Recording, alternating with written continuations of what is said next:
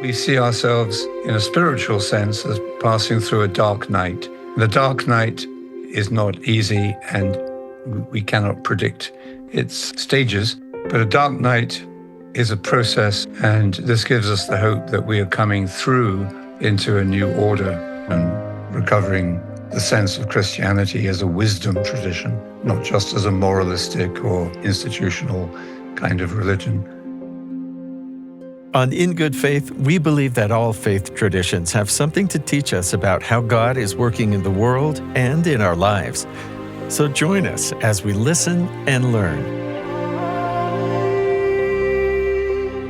When I first started to practice daily meditation or contemplation and started to feel like I was experiencing the benefits of that practice, well, I wanted to share that with people I love, and I invited one of my adult children to do a 5-minute meditation with me. They said, "No way. That sounds incredibly boring."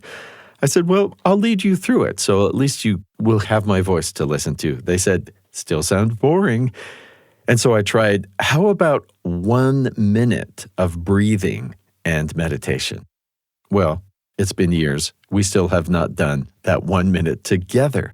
When you think of meditating or contemplating, does that sound unspeakably monotonous or boring, even frightening, being with your own thoughts?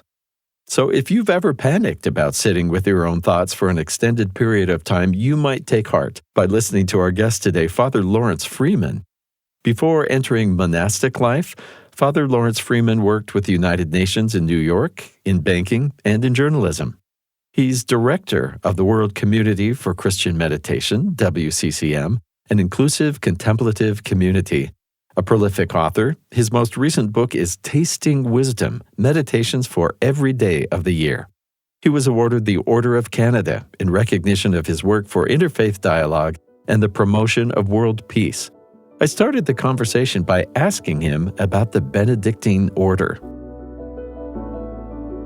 The Benedictine order is the oldest religious order in the Christian world. It was founded, I don't know if it was even founded. I don't think St. Benedict thought that he was founding an order, but he started a network of communities in Italy about 1,500 years ago.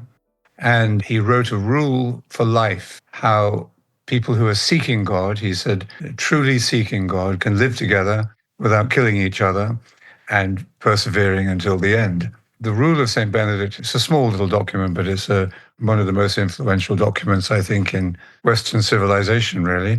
In the later Middle Ages, in the 12th, 13th century, other religious orders began to develop, like the Franciscans and Dominicans and so on. But the Benedictines are essentially an order or a way of life which is not highly centralized. Each monastery has its own unique identity. I think the essential principles of the Benedictine life and rule would be moderation, regularity, prayer, work, and study would be the essential elements of that life, which correspond, you could say, to body, mind, and spirit. In my own life, I joined the Benedictines in, I think, 1976.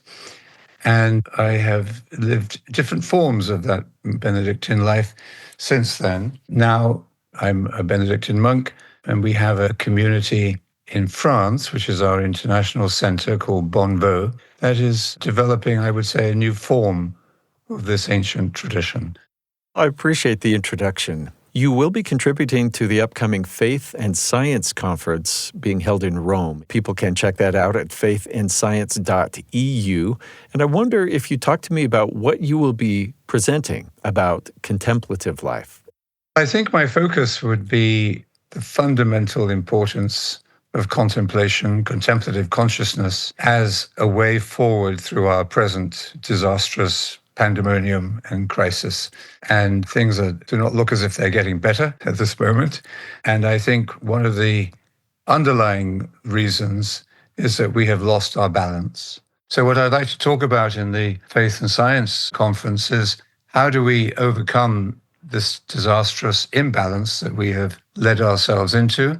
How do we understand what has happened? And that is vital, I think, that we reconnect to our own contemplative nature. as human beings, that we teach contemplative practice to children and generally recover this wisdom dimension of life. And that is so important because otherwise I think it's very difficult to live with hope. I think many people are losing hope. They're losing connection. They withdraw.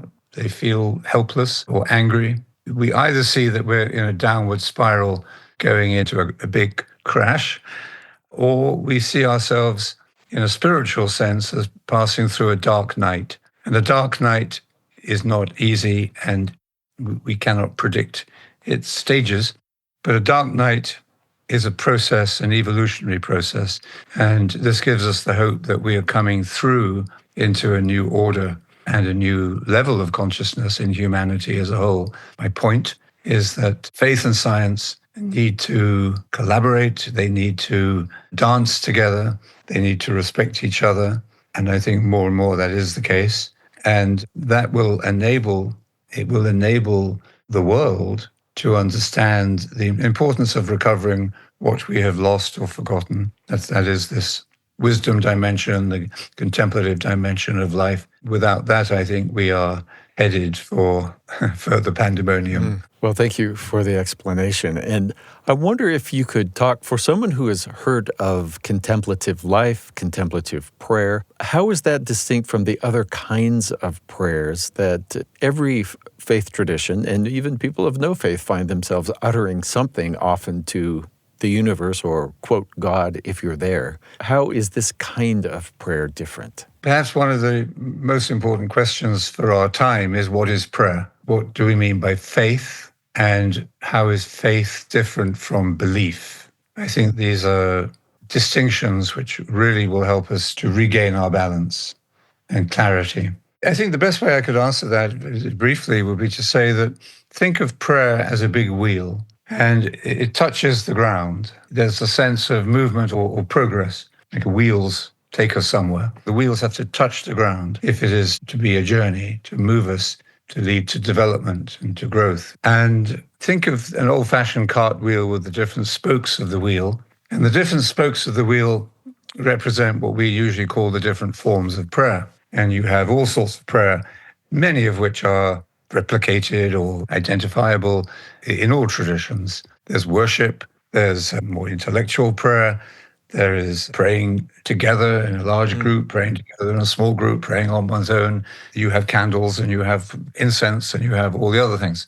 So prayer is a universal human phenomenon, and many of the external forms have deep resonance with each other, which is also very significant. So in the Christian understanding, you could say we have, depending upon your particular Christian tradition, you have the sacraments, you have the scriptures, you have petition, intercession, worship, different forms of worship, you have praise, you have pilgrimage, and so on. So many different forms of prayer. And we should be very inclusive about prayer. We should never criticize or mock or whatever another person's way of prayer. People pray in different ways at different times according to their circumstances and so on. But all of these spokes of the wheel converge in the hub of the wheel. And what do we find in the hub of the wheel? This is the big question. Now, different people, different traditions will give that a different definition. You could say, for example, that at the hub of the wheel we find, from a Christian perspective, we find the mind of Christ, the human consciousness of Christ in its risen state. You could also say we find God at the center of the wheel. Each of these is a different way of responding according to circumstances and people's beliefs to what is the essence of prayer. You could even say pure prayer, prayer in itself. And another more universal way of understanding what we find at the center of the wheel is stillness. There's a verse in the Psalms that says, "Be still and know that I am God." And this stillness, the calming of the mind, is the essence of prayer. It is what all prayer is moving us towards. All of these different forms of prayer are really taking us into this wakeful, enlightened stillness. And this is where meditation comes in, or contemplative practice that leads us into the gift or the grace, the natural state, in fact, of contemplation. So meditation, you could say, is the work we do to receive the gift, the grace, the reality within us of contemplation.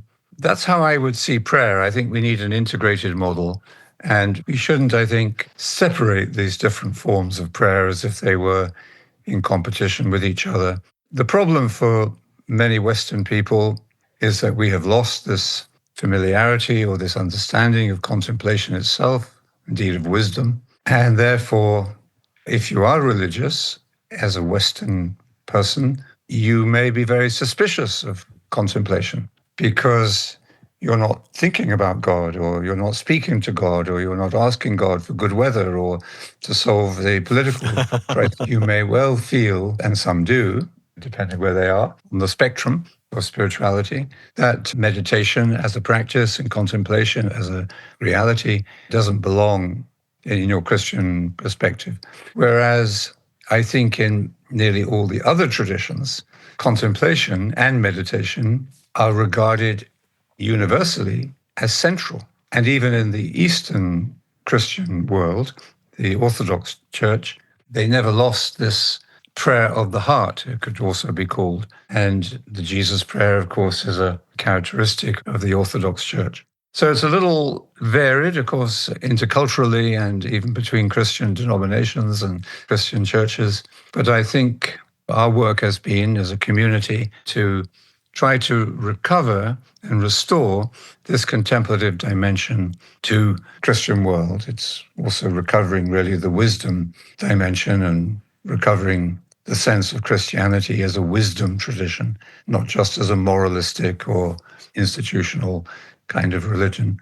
Could you tell me the story of you discovering this? Is it something you had been aware of in a prayer life, or was this something new to you that you had to learn? I'm really wondering what your personal experience with this was. I was brought up as a Catholic in England, and I'm very grateful for that formation and even for that devotional side of Catholicism. I think it opens a language and an experience and an affectivity in prayer. But I'd never heard about meditation. But I was fortunate to know John Main, Irish Benedictine monk, who has been very instrumental in helping to restore this lost dimension to Christian prayer and Christian life.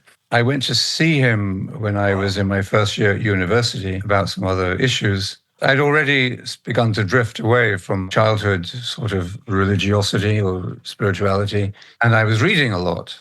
And I must have read about meditation a million times. It didn't click. But when I met him, he introduced me to meditation in a very few words with a very light touch. And I knew at that moment that what I was hearing was immensely life-changing and important and authentic. And what I knew was that I didn't understand it, but at the same time, I trusted it. And it had an actual effect upon me. When I heard about it, I knew in my heart that this was something that I was being awakened to.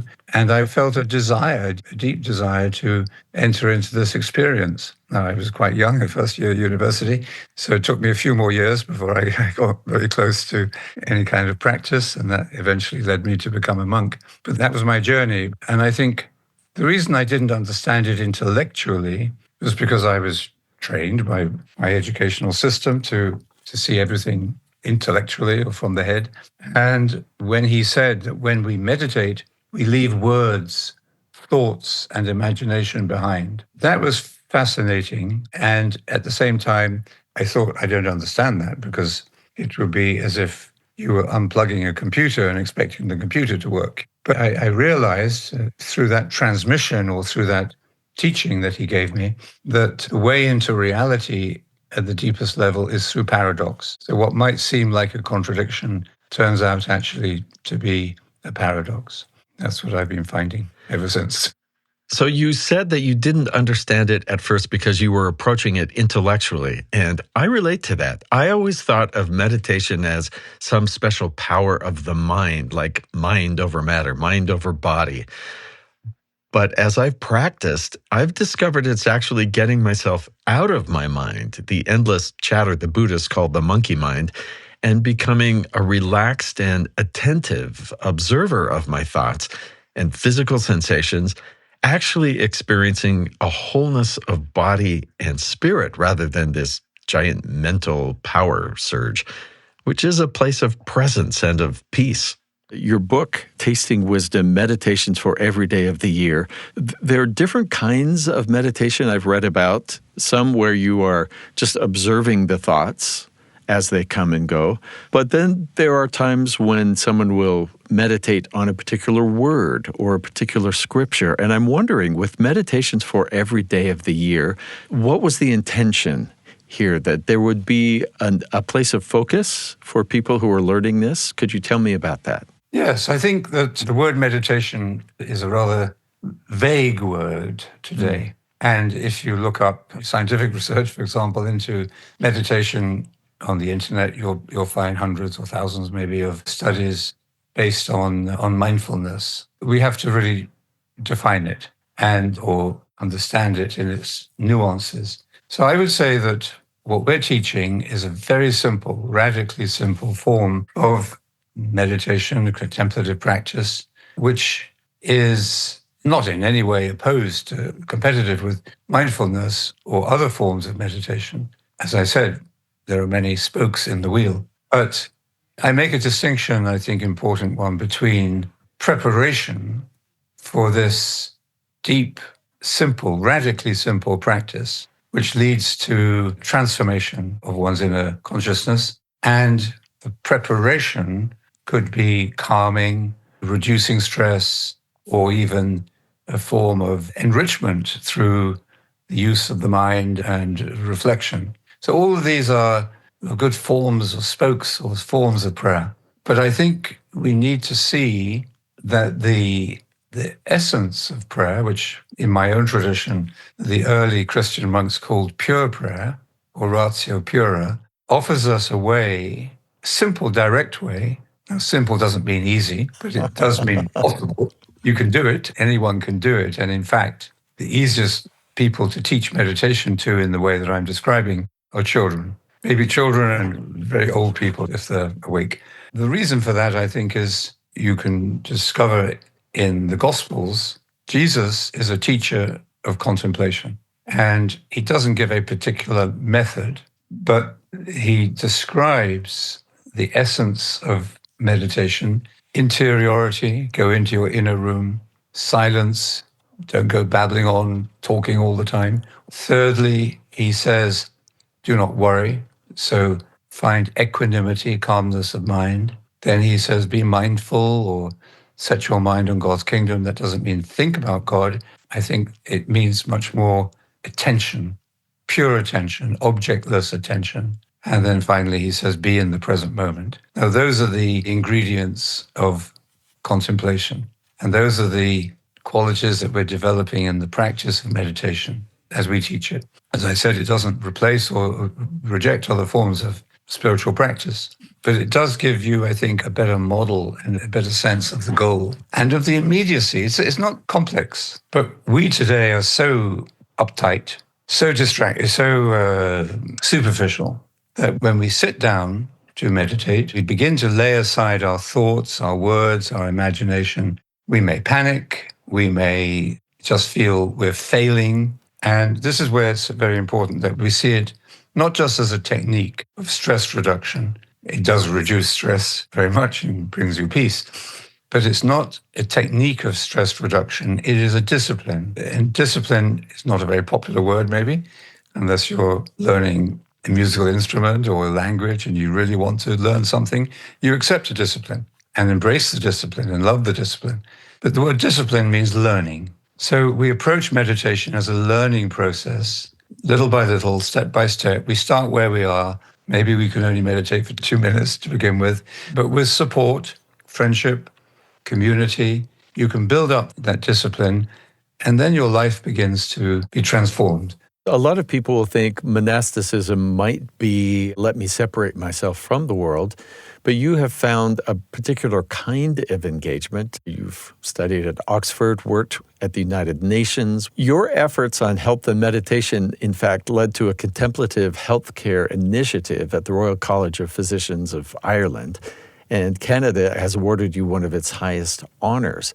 How do you see, you've hinted at this, I think, already, but how does the work you do with organizations or countries or in the United Nations on this subject tie in with what you feel as your call as a Benedictine monk? The bottom line is my own practice. I became a monk through meditation, and maybe because I'm not very disciplined, and maybe because I'm a slow learner, I needed to become a monk in order to do that. But I don't think meditation is self-centered. I don't think it's just for the meditator, because the whole essence of meditation is that it takes you beyond your isolated egoism or narcissism or self-centeredness. This is why it's transformative, because it frees us from the fears and the desires of the ego. Now, that means that we see meditation as a gift to be shared. And it's not something to be sold or marketed. It's become commodified and commercialized in many ways today, because that's the way we are as a society. But meditation itself is a gift to be shared, as I found in my own life. So once I was living as a monk and meditating morning, midday, and evening. If I'm traveling or if I'm whatever I'm doing, I keep to that schedule as possible. What grows out of that is a sort of, sort of attraction. People are attracted to centers, communities where this practice is being lived in a simple way, in a lifestyle, as we do in Bonneveau, where I live in France now, our international retreat center. So I don't see any contradiction at all between personal practice and teaching and helping with a wide community, an organization that wants to share this, because we realize how important it is for the world. Now, you have to be careful that you keep your own practice paramount and make that the priority. And this is why our teaching is really quite simple. We say, try to meditate twice a day, morning and evening at least, minimum really. Eventually, you build up to that. But in terms of my monastic life, it's integrated with other forms of spirituality, of scripture, and of worship, and also times of solitude, times of silence. So if I'm talking a lot like I am now, then I need to recover.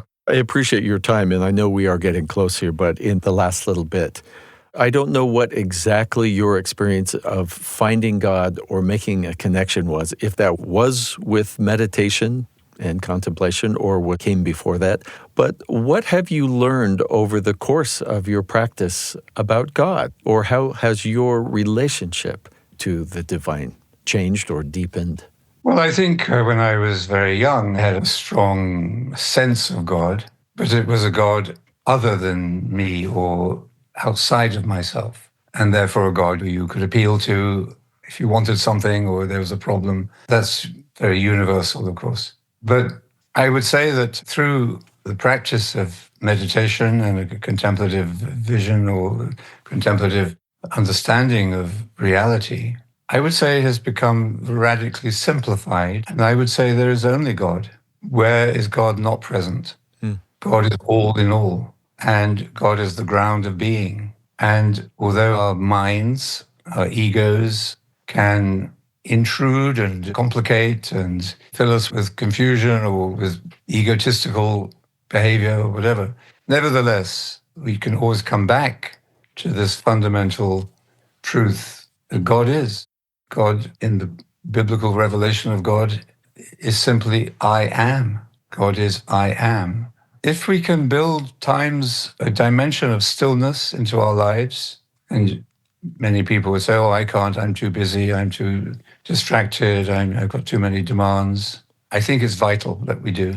And if we want our action, our activity, our work to be fruitful and meaningful, useful to others, then we have to remain connected to this inner stillness and this understanding of the universality and the silence of God.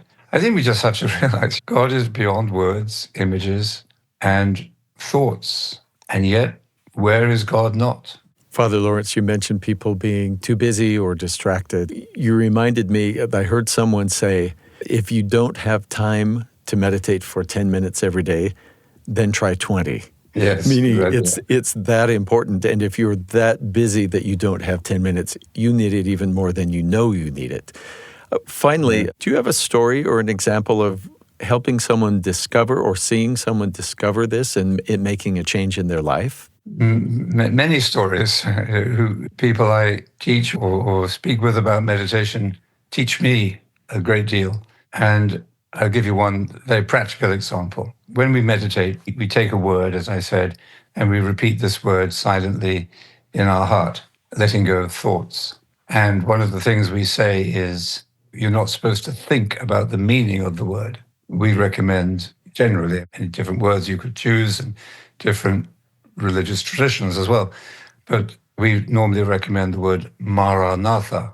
Maranatha is an Aramaic word, the language that Jesus spoke. It has two meanings. One is come Lord, and the other is the Lord has come, which puts the finger on the paradox that I was talking about.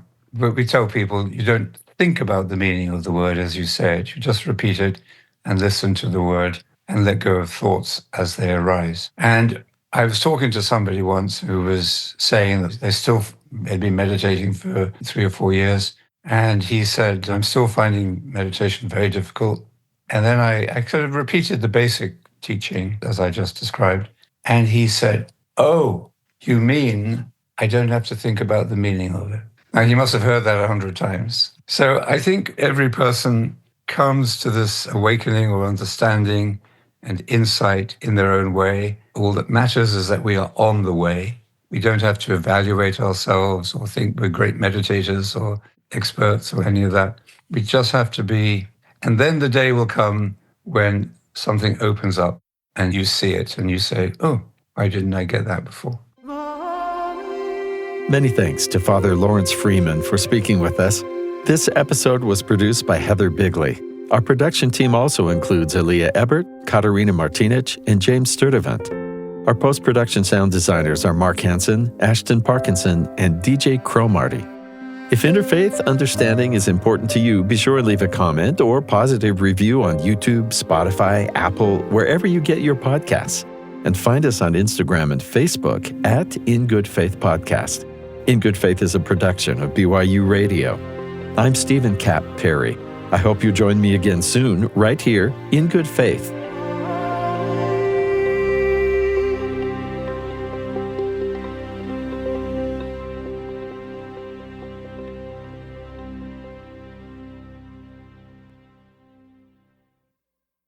Hi, I'm Stephen Cap Perry, host of In Good Faith. In our BYU Radio family of podcasts, I've got to tell you about an award-winning podcast called Constant Wonder. Are you ready to immerse yourself in the awe-inspiring world of nature? That's what Constant Wonder does. Host Marcus Smith brings us on trips and conversations with people whose lives have been touched by the beauty of the earth and exploring its mysteries. If you crave some adventure and you want to travel the earth, but it's hard to fit into your schedule, do what I do and listen to Constant Wonder, riveting conversation with individuals whose lives have been impacted and changed by their explorations of the earth's beauty and its mysteries. Constant Wonder, wherever you get your podcasts.